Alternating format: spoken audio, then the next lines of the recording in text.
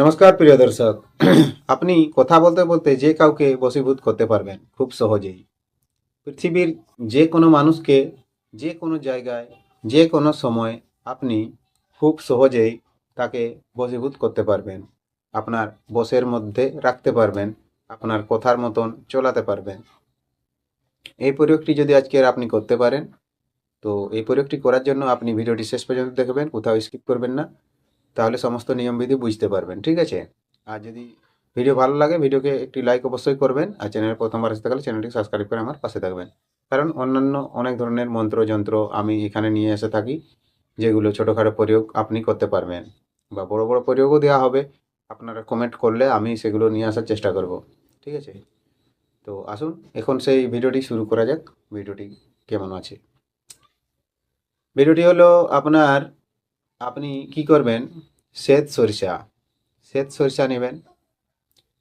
শ্বেত সরিষা নেওয়ার পরে আপনাকে দেবদারু দেবদারু মূল নিয়ে আসতে হবে। শ্বেত সরিষা এবং দেবদারু মূল এগুলো নিয়ে আসলেন। এগুলোকে দুইটিকে একসাথে পেষণ করিয়া বটিকা তৈরি করবেন।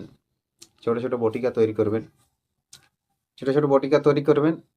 এবং সেই বটিকা আপনি যখন মুখে দিবেন আর যার সাথে কথা বলবেন, সেই কিন্তু আপনার বশীভূত হয়ে যাবে। এরকম এটি শক্তিশালী প্রয়োগ। তো সেই প্রয়োগটি করার জন্য বটিকা তৈরি করলেন। যখন আপনি এটি মুখে ধারণ করবেন বা বশীভূত করার পদ্ধতিতে যাবেন, তখন এই মন্ত্রটি আপনি 108 বার অভিমন্ত্রিত করে নেবেন। মন্ত্রটা অবশ্যই আপনার জানা আছে, সর্বলোক বশীকরণ করার জন্য যে মন্ত্রটা বলা হয়েছে সেই মন্ত্রটা। আর যদি জানেন না তাহলে মন্ত্রটা দেখুন, স্ক্রিনে চলে আসছে, আপনি মুখস্থ করবেন আর প্রয়োগ করবেন। মন্ত্রটি হলো ওং নমো নারায়ণায় সর্বলোকানাং মম বসান কুরু কুরু সাহা। ওং নমো নারায়ণায় সর্বলোকানাং মম বসান কুরু কুরু সাহা। এই মন্ত্রটি মুখস্থ করে নেবেন, ভালো করে সিদ্ধ করে নেবেন। তারপরে প্রয়োগকালে 108 বার অভিমন্ত্রিত করে সেই বটিকাটি আপনার মুখে ধারণ করবেন। এবং তারপরে যার সাথে আপনি কথা বলবেন বা যে জায়গায় গিয়ে আপনি কথা বলবেন, সবাই আপনার বশীভূত হইয়া আপনার কথা শুনবে বা আপনার বশীভূত হইয়া যাবে, ঠিক আছে? আরও অন্যান্য ভিডিও দেখার জন্য চ্যানেলটিকে সাবস্ক্রাইব করবেন, আর কমেন্টে লিখে জানাবেন যদি আপনার কোনো কিছু দরকার লাগে, আমি চেষ্টা করব নিয়ে আসার জন্য, ঠিক আছে? এক দাদা আমাকে অনেকদিন থেকে কমেন্ট করে চলেছেন আয়না দর্পণ দিবেন, কারণ আয়না দর্পণ আমাদের কাছে নেই। আয়না দিয়ে আমরা কোনো কিছু দেখানো হয় না, ভূত প্রেত ডান যোগিনী বা কোনো কিছুই না।